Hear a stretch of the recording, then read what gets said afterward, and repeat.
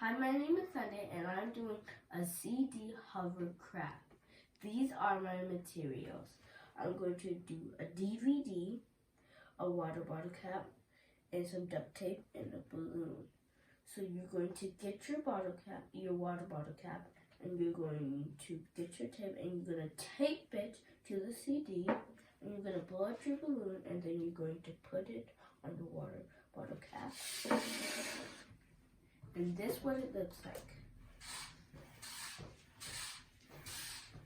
Now I'm going to take out the air.